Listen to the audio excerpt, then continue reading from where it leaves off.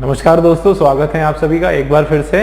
दोस्तों आज हम लोग डिस्कस करने जा रहे हैं आईबीपीएस पीओ एग्जाम के आपके जो एरर डिटेक्शन से रिलेटेड जो क्वेश्चंस जो आते हैं वो क्वेश्चंस हम लोग बहुत डिटेल में डिस्कस करने जा रहे हैं। दोस्तों ये क्वेश्चंस जो है आपके प्रीवियस ईयर्स के आए हुए क्वेश्चंस हैं। प्रीवियस ईयर्स में जो मोस्ट एक्सपेक्टेड और इस ईयर जो 2020 में इस ईयर जो आ सकते हैं, है ना, मोस्ट एक्सपेक्टेड जो क्वेश्चंस हैं और जो एग्जाम में पूछे जाते हैं। आईबीपीएस का जो पैटर्न होता है एरर के ऊपर, जो जिस तरीके से क्वेश्चंस पूछे जाते हैं वो उसी हिसाब से हमने जो है प्रिपेयर किया हुआ है। और चलिए शुरू करते हैं। क्वेश्चन नंबर 1 आपके सामने है दोस्तों। एरर डिटेक्शन का पूरा डिटेल स्टडी आज होने वाला है।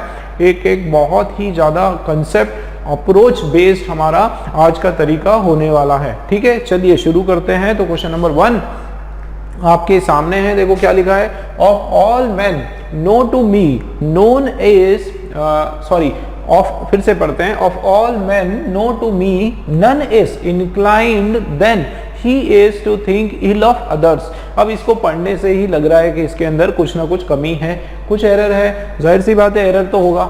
ठीक है, देखो फिर से पढ़ते हैं। Of all the man know to me none is inclined than he is to think ill of others. इसका मीनिंग क्या होता है, मोटा मोटा समझ लेते हैं कि भाई जितने भी लोग नो टू मी, जो मुझे जानते है ना, मुझे जानते, ऐसा तो होगा नहीं, जो मेरे द्वारा जाने जाते हैं, नोन टू मी हो सकता है ना। Is incline, none is incline, none मतलब, अच्छा चलिए यहाँ पर हम कॉमा ले लेते हैं। ठीक है, नोन टू मी नन, उनमें से कोई भी, नन का मतलब कोई भी नहीं, नो वन। ठीक है, नन का क्या मतलब है, नो वन, नो वन या कोई भी नहीं, इस तरीके से। तो उनमें से कोई भी नहीं क्या है, इंक्लाइंड। इंक्लाइंड का मतलब होता है झुकाव होना, मेरी तरफ आकर्षित होना। ठीक है, झुकाव होना एक तरह से।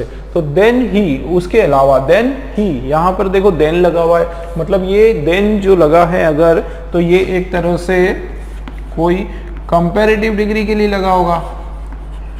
भाई देन की क्या मतलब होता है, देन जो है हम लोग कंपैरेटिव डिग्री के लिए लगाते हैं। ठीक है, तो कोई कंपैरेटिव डिग्री यहाँ पर आना चाहिए। चलिए देखते हैं। Is to think ill of others, तो इसका मीनिंग क्या है कि जितने भी लोग जो कि मुझे जानते हैं उनमें से कोई भी, than he is to think ill of others, मतलब उन लोगों में से कोई भी इतना ज्यादा इंक्लाइंड नहीं है, इतना ज्यादा प्रेरित नहीं है जिस प्रकार की वो है, जो कि दूसरों के बारे में कैसा सोचता है, इल सोचता है। थिंक इल का मतलब होता है, देखो ये पूरा का पूरा एक फ्रेज है। थिंक इल ऑफ अदर्स का मतलब होता है थिंक बैड, है ना। थिंक कैसा, बैड अबाउट अदर्स, है ना, अबाउट अदर्स, ऑफ अदर्स, इस तरीके से दूसरों के बारे में जो बुरा सोचता है, दूसरों की जो बुराई करता है ना, इस तरीके से, या दूसरों का हमेशा नुकसान करने की वो जो है सोचता रहता है, वो यहाँ पर सेंस आ रहा है। अब चलिए शुरू से देख लेते हैं, मीनिंग आप लोगों को आइडिया लगा, शुरू से देखते हैं इसका। देखो, ऑफ ऑल द मैन, ये एक तरह से ये भी आपका एक फ्रेज है। All the man, of all the man, इसका क्या मतलब है कि जितने भी लोग, ठीक है, ऑफ ऑल द मैन मतलब सभी लोगों में से। इसका अगर मैं हिंदी करूं तो इस तरीके से इसका होगा कि उन सभी लोगों में से, ठीक है, ये हो जाएगा उन सभी लोगों में से। नो टू मी, जो मुझे जानते हैं, मेरे द्वारा जाने जाते हैं, इस तरीके से शुरुआत हो रही है कि उन सभी लोगों में से नो टू मी। अब दोस्तों अगर आप जो है पूरा यहां तक इसको पढ़ोगे, कहां तक, of all the man know to me, यहां तक अगर आप इसको रीड करोगे तो आप देखोगे कि ये जो है ना आपका कौन से फॉर्म में है, पैसिव फॉर्म का सेंटेंस है दोस्तों। ये कौन से फॉर्म का है, पैसिव फॉर्म का सेंटेंस है। ठीक है, अब कैसे पता चला कि पैसिव फॉर्म का है, क्योंकि ये जो टू मी है, टू मी मतलब देखो, टू मी मुझे, आई होता है, नोन टू आई होगा, और टू मी मतलब यहाँ पर जो आई होना चाहिए था वो हमारा क्या है, मी है। अब मी क्या है आपका, मी आपका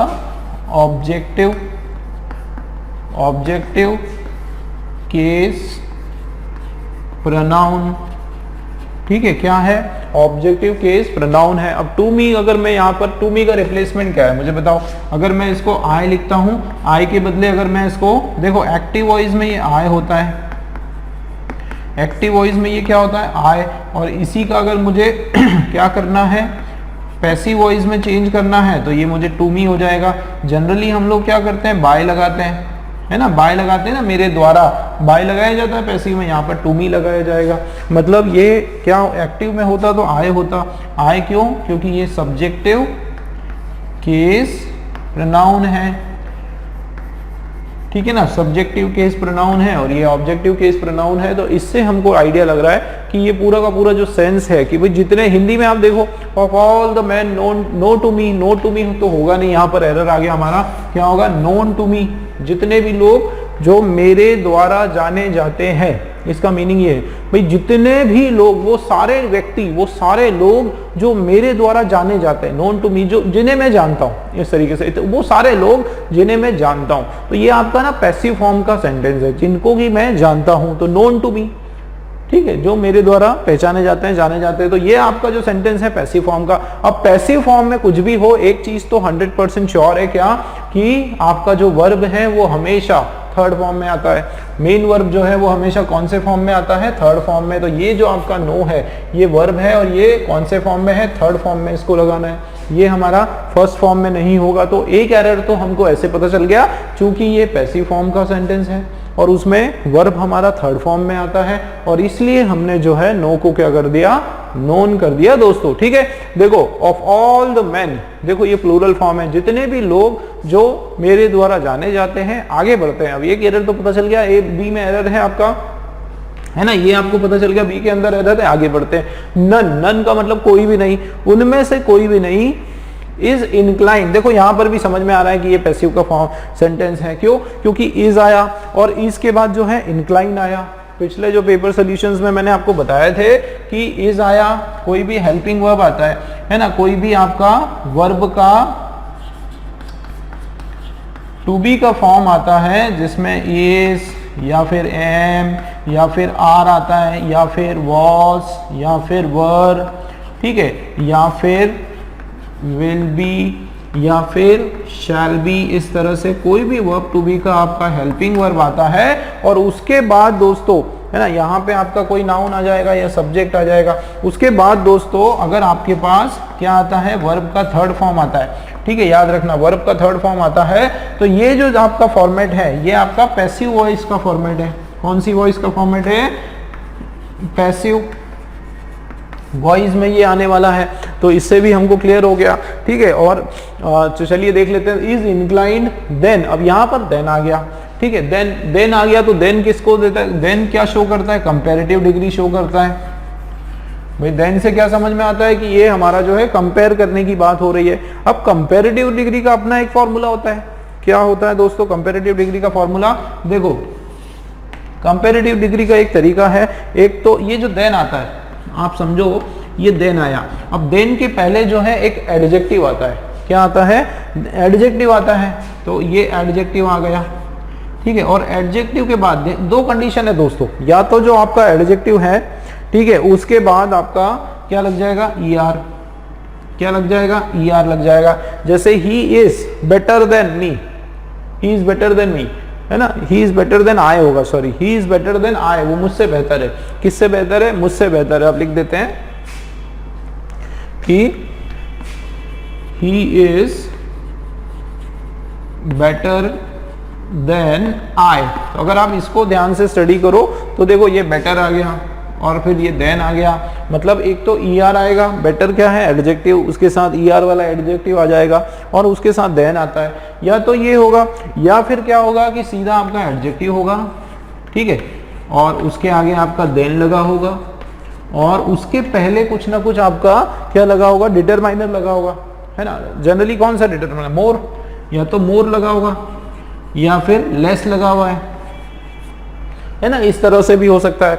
अगर आप इसको देखो, देखो ही इज इंक्लाइंड, है ना, कैसा है, बहुत ज्यादा झुका है, झुका हुआ है। यहाँ पर ये इंक्लाइंड जो है आपका एडजेक्टिव का काम कर रहा है। किसका काम कर रहा है, एडजेक्टिव का काम कर रहा है। ये यहाँ पर वर्ब का काम नहीं कर रहा है। ठीक है, जनरली दोस्तों ऐसा होता है, ठीक है, कि अगर आपका हेल्पिंग वर्ब के बाद सीधा वर्ब का सेकंड या थर्ड फॉर्म आ गया, इसका मतलब ये जो है ना आपका कोई और होता है, आपका नाउन वर्ब नहीं होता है, वर्ब के अलावा कोई दूसरा रोल प्ले करता है, या तो वो एडजेक्टिव का रोल प्ले करेगा या कोई नाउन का रोल प्ले कर देगा, लेकिन वो अपने आप में वर्ब का रोल प्ले नहीं करेगा, ये याद रखना दोस्तों, ठीक है।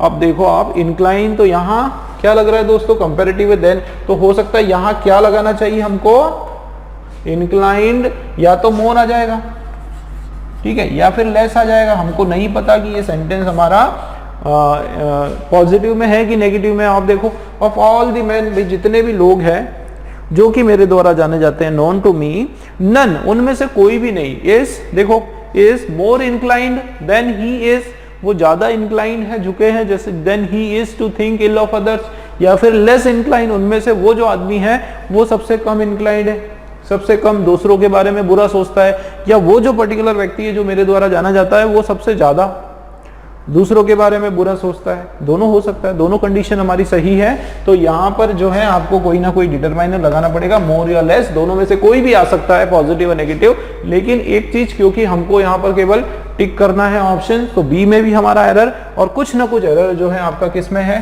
सी के अंदर भी है। इसका मतलब बी और सी जो है वो हमारे एरर के पॉइंट्स हैं, मतलब बी और सी हमारे राइट आंसर है। ठीक है दोस्तों, क्लियर है। चलिए नेक्स्ट क्वेश्चन देखते हैं। चलिए दोस्तों नेक्स्ट क्वेश्चन हम लोग कर लेते हैं। नेक्स्ट वाला जो क्वेश्चन आपके सामने है, आप देखें क्वेश्चन नंबर 2 हमारा जो है किसका है, एरर का क्वेश्चन है। Despite of toiling very hardly he realised that he had not earned anything substantially. ठीक है, ये हमारा क्वेश्चन है, वापस से पढ़ते हैं। Despite of toiling very hardly he realized that he had not earned anything substantially, है ना, कि इसका मीनिंग देखो कुछ गड़बड़ तो लग रहा है पहले हम, क्योंकि इसका मीनिंग अगर मैं आपको रॉन्ग में समझाऊंगा तो आपको क्लियर नहीं होगा, है ना। तो देखो गड़बड़ कहाँ लग रहा है, जैसे ये डिस्पाइट ऑफ है। अब आपको पता है कि डिस्पाइट ऑफ, इससे पहले मैंने बताया था आपको कि डिस्पाइट के साथ ऑफ नहीं लगाते हैं। तो एक तो एरर ये है, पूरा समझाऊंगा मैं, लेकिन पहले हम एक मोटा मोटा इसका मीनिंग समझते हैं। तो एक तो ये एरर है डिस्पाइट ऑफ, है ना, लेकिन मतलब क्या निकल के आ रहा है कि के बावजूद। मीनिंग की अगर मैं बात करूं तो क्या मतलब निकल कर आ रहा है, अगर डिस्पाइट अकेला होता तो के बावजूद। ठीक है, अब ये इसका मीनिंग है, और ये ऑफ जो है यहाँ पर नहीं आने वाला, मैं आपको डिटेल में भी समझाऊंगा। पहले देखते हैं। तो despite of toiling very hardly, मतलब इतनी ज्यादा। टॉयलिंग का मतलब क्या होता है, टॉयलिंग का मतलब होता है हार्ड वर्क। टॉयलिंग का मतलब क्या होता है, हार्ड वर्क, कड़ी मेहनत, कड़ी मेहनत। ठीक है, ये आपका क्या है, हार्डली टॉयलिंग का मतलब आ गया। अब डिस्पाइट क्या बोला जा रहा है, despite of toiling very hard. तो यहाँ पे टॉयलिंग मतलब जूझना, मेहनत करना, है ना, इस तरीके से एक तरह से हार्ड वर्क है। और वेरी हार्डली ही रियलाइज, उसने इस चीज को महसूस किया कि ही had not earned anything substantially, कि उसने जो है जितना उसको करना चाहिए था ईमानदारी से, उसने इतना अर्न नहीं किया। मतलब इतनी मेहनत करने के बावजूद जो है, बावजूद भी उसको जो अर्निंग उसको करना चाहिए था वो उसने नहीं की, और ये चीज उसको महसूस हुई। ये इसका मीनिंग है, निकल कर आ रहा है पूरा पूरा। चलिए देखते हैं अब तो सबसे पहले मैंने बताया था आपको कि डिस्पाइट ऑफ दोस्तों ये नहीं होता है। कभी भी याद रखना कि ये अगर आपका आ गया डिस्पाइट और ऑफ, तो सबसे पहले तो ये आप रॉन्ग कर दो, इसका कोई कॉम्बिनेशन नहीं होता है। ठीक है, इसके बदले क्या होता है, केवल डिस्पाइट होता है। ठीक है, क्या होता है, डिस्पाइट होता है। इसका एक और वर्ड होता है जो हम लिख सकते हैं, क्या, इन स्पाइट ऑफ। ये भी याद रखना क्या होता है, इन स्पाइट ऑफ। ठीक है, और अगर यहाँ पे एक और वर्ड होता है इंस्पाइट, केवल अगर एक साथ में है ऐसा, इंस्पाइट, तो इसका मीनिंग कुछ और होता है। इसका मतलब होता है कि बदले में, क्या मतलब होता है, केवल इंस्पाइट अगर लिखा है तो इसका मीनिंग कुछ और होता है कि बदले में, इंस्पाइट। और ये जो लिखा है अलग अलग लिखा है, इन अलग, स्पाइट अलग, ऑफ अलग है, इसका मीनिंग कुछ और है। इसका मीनिंग होता है ये के बावजूद, और डिस्पाइट जो है इसका मीनिंग भी होता है ये के बावजूद। लेकिन अगर आपने एक साथ मिला के लिखा तो एक अलग वर्ड हो जाएगा कि बदले में इसका मीनिंग हो जाएगा। लेकिन कभी भी याद रखना कि डिस्पाइट के साथ ऑफ नहीं आता है। बार बार इस क्वेश्चन को देते हैं, रिपीटेड टाइम, मल्टीपल टाइम्स जो है इस क्वेश्चन को देते हैं, क्योंकि बच्चे जो है इसी में बहुत ज़्यादा फंस जाते हैं, उलझ जाते हैं। कई बार उसको देख के नज़रअंदाज कर देते हैं, वो लगता ही ऐसा है ना। डिस्पाइट ऑफ जब हम पढ़ेंगे बहुत बढ़िया लगता है, फ्लो में सही लगता है, ऐसा लगता है ग्रामेटिकली भी सही होगा। लेकिन याद रखो दोस्तों, डिस्पाइट अकेला होता है, डिस्पाइट के साथ ऑफ नहीं होता। यहाँ पर इंस्पाइट होता तो हम ऑफ लगा सकते हैं। ये वाला जो इंस्पाइट है इसके साथ भी ऑफ नहीं होता है, ये भी याद रखना। अगर आपने ऐसे मिलाकर ऐसा कुछ लिखा है और उसके बाद ऑफ लगा है तो वो भी आपका रॉन्ग है। ये छोटी छोटी चीज़ों को आपको ध्यान देना पड़ेगा, ठीक है। इसका मीनिंग कुछ और होता है, ये रही सही तरीका है। इन और स्पाइट को अलग लिखो तो आपका ऑफ आने वाला है, इसका मतलब होता है के बावजूद। तो एक एरर जो है हमारा निकल कर आ गया, क्या कि डिस्पाइट ऑफ का नहीं होगा। डिस्पाइट टॉयलिंग ये हम कर सकते हैं, ए के अंदर हमारा एरर है। ये टॉयलिंग का मतलब होता है मेहनत करना, बहुत कड़ी मेहनत करना। अब आगे क्या लिखा है, वेरी हार्डली, है ना, इसी का कंटिन्यूशन है, आप देख सकते हो वेरी हार्डली। अब ये हार्डली को हम लोग देखते हैं दोस्तों, हार्डली क्या है हमारा दोस्तों। हार्डली जो है ये हमारा क्या है, हार्डली हमारा है एडवर्ब, ठीक है। हार्डली हमारे पास क्या है, एडवर्ब। अब आप यहाँ पर देखो, वेरी जो है वो किसका काम कर रहा है, एडवर्ब का काम कर रहा है। भाई यहाँ पर दो एडवर्ब चलिए मान लो लगा दिए हमने। मान लो हम बोलते हैं कि चलो हार्डली यहाँ पर एडवर्ब लगना चाहिए, लेकिन वो जो किसके लिए लगेगा, उसके लिए कोई वर्ब होना चाहिए, है ना।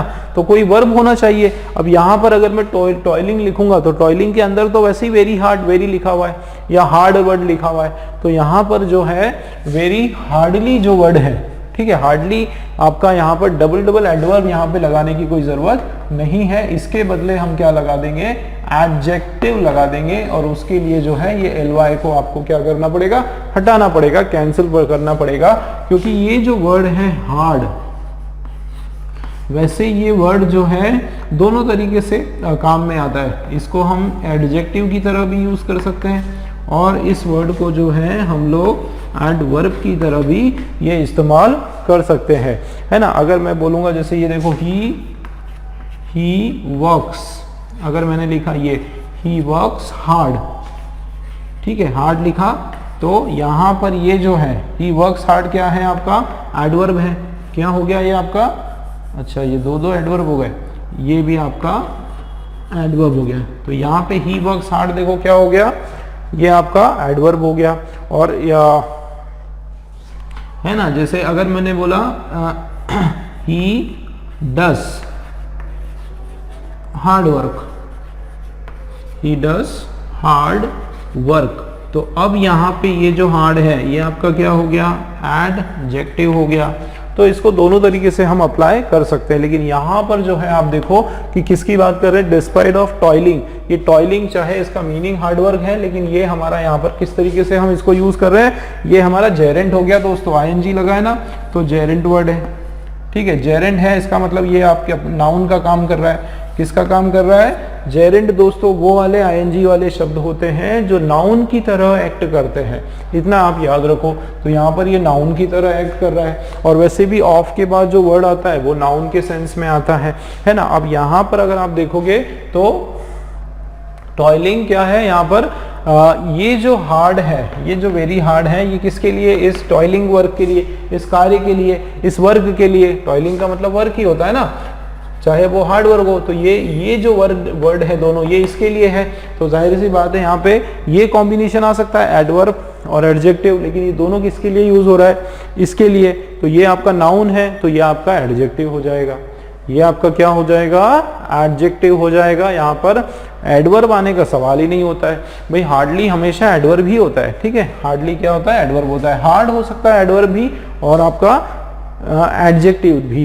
तो यहाँ पर ये जो है किसको डिफाइन करने का काम कर रहा है, टॉयलिंग को डिफाइन करने का काम कर रहा है, एक नाउन को डिफाइन करने का काम कर रहा है। और इस कारण से ये आपका जो है एडजेक्टिव है, ठीक है। तो एक दूसरा एरर हमको ये पता चल गया कि यहाँ पर जो है ly हम लोग नहीं लगाएंगे। क्लियर हो रहा है दोस्तों। देखो बहुत सारे मल्टीपल एरर्स हैं इस पर्टिकुलर क्वेश्चन में, बहुत सारे एरर्स हैं, मल्टीपल एरर हैं। तो देखते हैं और कहाँ पर है। देखो डिस्पाइट ऑफ नहीं आएगा, इधर वेरी हार्ड हो जाएगा। आगे चलते हैं, ही रियलाइज्ड। देखो इतना मेहनत करने के बावजूद जो है उसको उसने ये एहसास किया, ही रियलाइज दैट, क्या एहसास किया, that he had not earned, उसने कुछ भी नहीं कमाया। देखो ये पास्ट परफेक्ट में है, देखो यहाँ पर पास्ट में है, ये आपका क्या है पास्ट टेंस में है, और ये क्या है आपका ही हैड नॉट अर्नड एनीथिंग, ये आपका पास्ट के परफेक्ट टेंस में है। अब दोस्तों आपने एक रूल पढ़ा होगा कि जब दो दो एक्शन हो रहे हैं पास्ट के, दो पास्ट के एक्शन, ऐसे एक्शंस जो पूर्व में दो दो हो रहे हैं, तो पहला वाला जो एक्शन हुआ ना वो क्या हो जाएगा आपका पास्ट परफेक्ट में, कि देखो उसको महसूस हुआ, और यहाँ पर क्या उसको महसूस हुआ कि उसने कुछ भी नहीं कमाया। तो सबसे पहले तो उसका कमाना हुआ, उसकी कमाई करना हुआ या कमाई नहीं करना हुआ, उसके बाद उसको उस चीज का एहसास हुआ, है ना। तो एहसास बाद में हुआ, पहले तो उसने कमाया। तो जो पहला वाला एक्शन पास्ट में हुआ है वो हमेशा पास्ट के परफेक्ट में हो रहा है। समझ में आ रही बात, वैसे भी समझना है। तो ये आपका बिल्कुल बराबर है कि ही हैड नॉट अर्नड एनीथिंग, उसने कुछ भी नहीं कमाया। और यहाँ पे देखो सब्सटेंशियली, अब हमको देखना पड़ेगा कि ये जो वर्ड है हमारा सब्सटेंशियली, ये बिल्कुल बराबर है या नहीं है।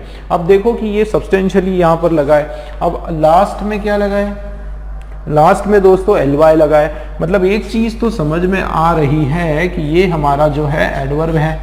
क्या है ये, एडवर्ब है। भाई अगर ये एडवर्ब है तो ये किसी वर्ब के लिए होगा, ये चीज तो डन है कि अगर एडवर्ब है तो किसी ना किसी वर्ब के लिए होगा। अब मुझे बताओ इसका कौन सा वर्ब है।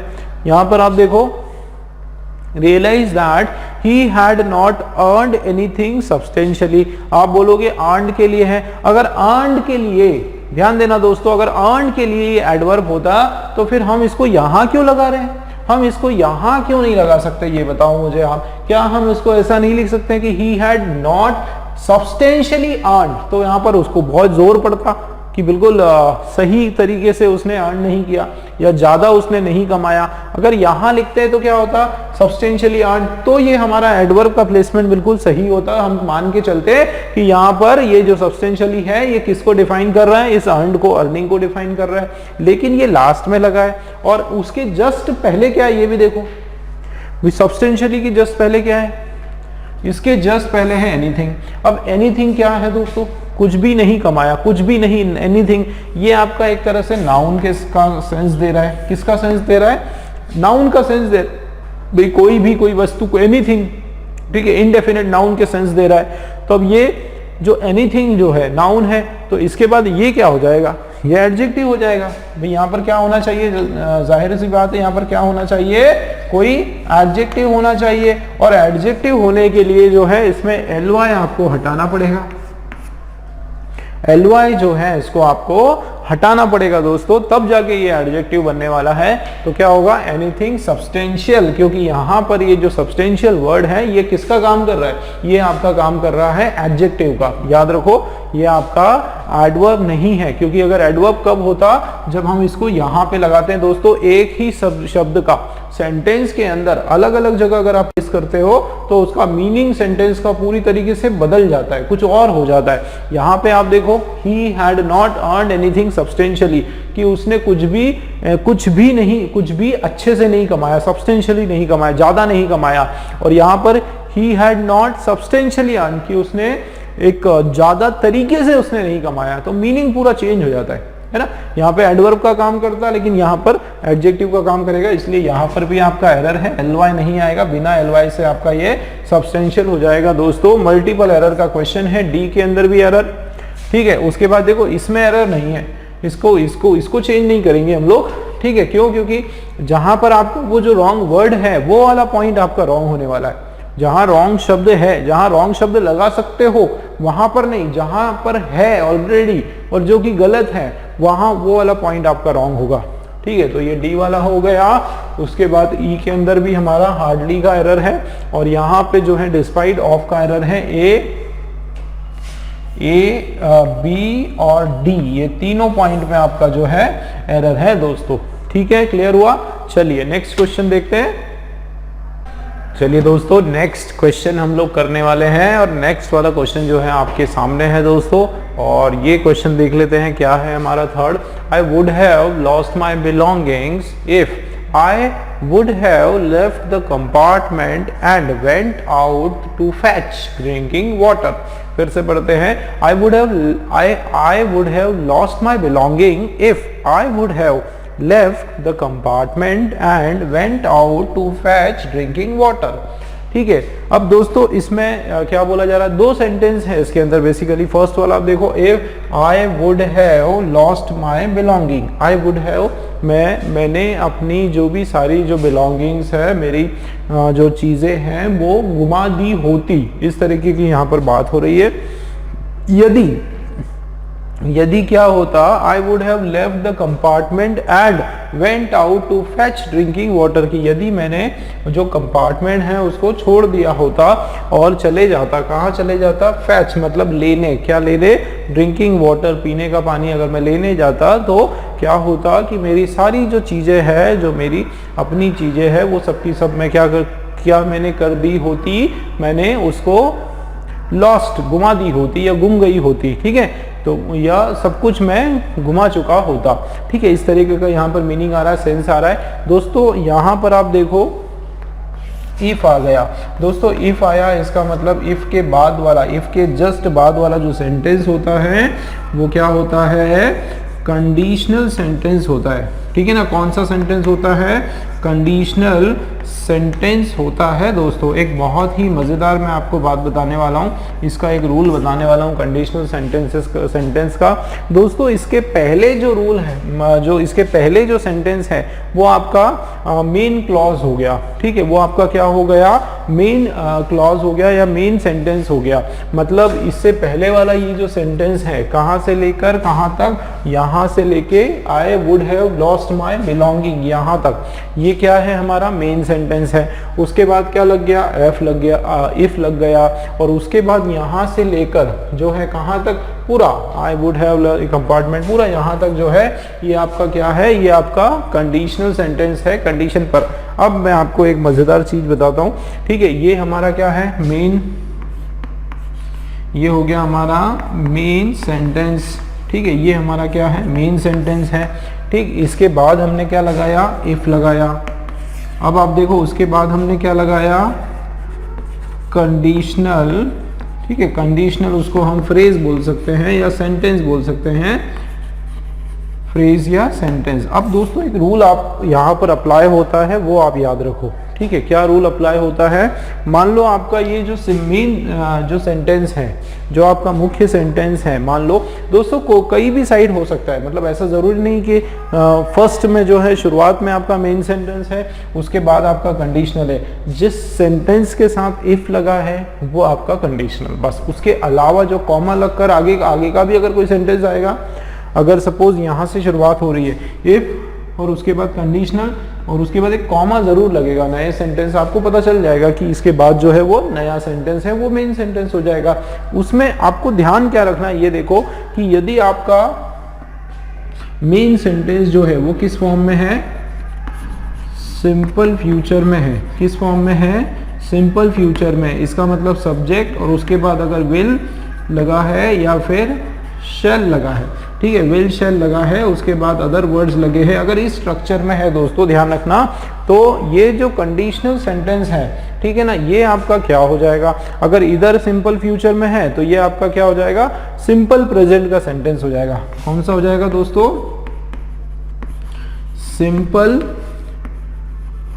प्रेजेंट। ठीक है, सिंपल प्रेजेंट का मतलब होता है प्रेजेंट इंडेफिनिट का सेंटेंस हो जाएगा, प्रेजेंट इनडेफिनेट का सेंटेंस हो जाएगा। ठीक है, इसको और थोड़ा सा एलोबरेट कर लेते हैं। इसका फॉर्मूला क्या हो जाएगा, सब्जेक्ट या तो वर्ब का फर्स्ट फॉर्म या वर्ब का फिफ्थ फॉर्म और उसके बाद जो भी अदर वर्ड्स हो जाएगा।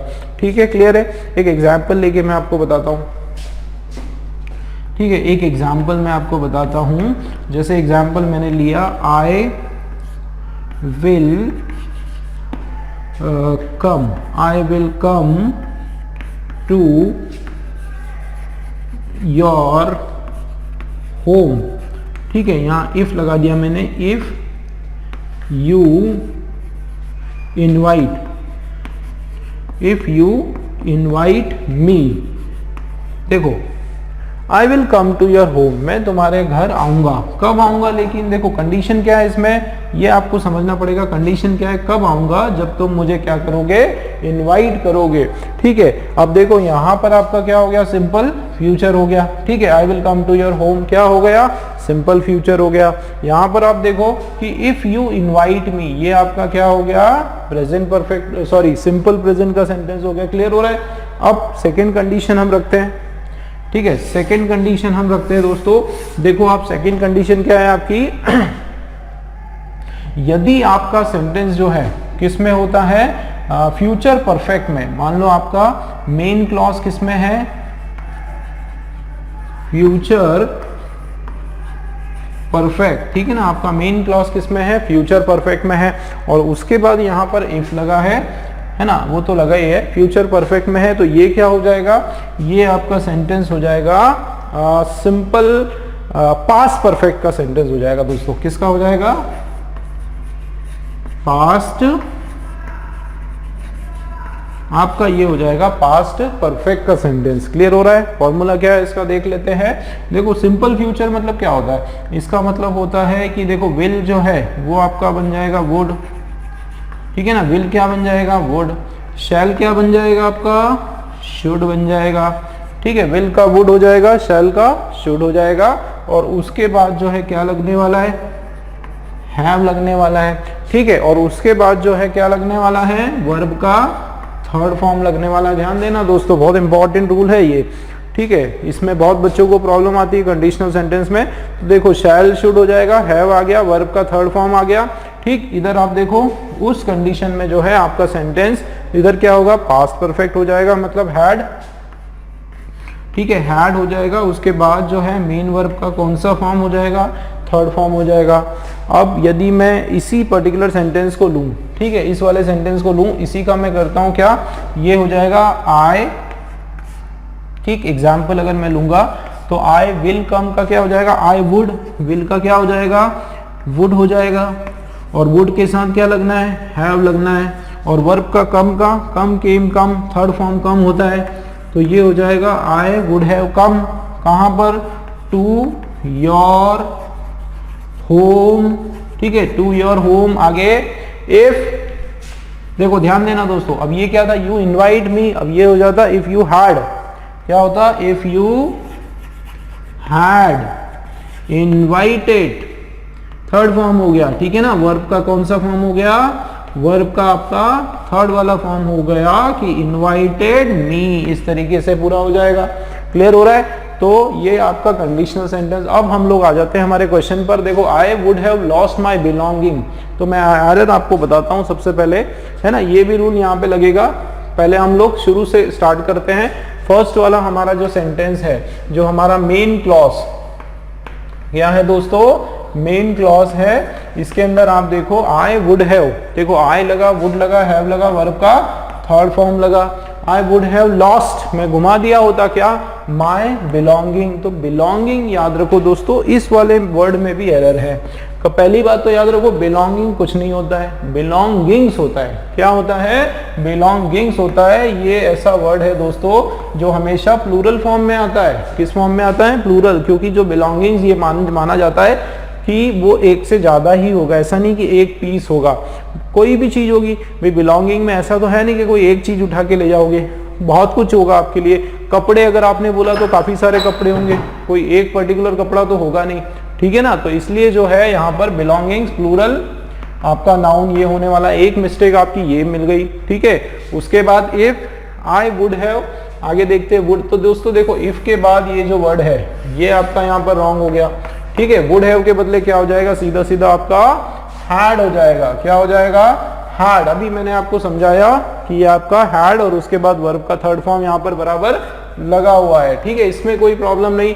आगे देखते हैं, I would have left the compartment, उसको छोड़ दिया होता, and went out to fetch drinking water, and went out. अब देखो दोस्तों ये हमारा परफेक्ट टेंस में चल रहा है, पास्ट परफेक्ट में चल रहा है। उसके बाद यहाँ पर देखो एंड लगा हुआ है। तो मैंने बताया था कि ये जो आपका एंड होता है ना, एंड, इसके दोनों तरफ सेम सेंस होते हैं। क्या होते हैं, सेम सेंस होते हैं, इधर भी और इधर भी।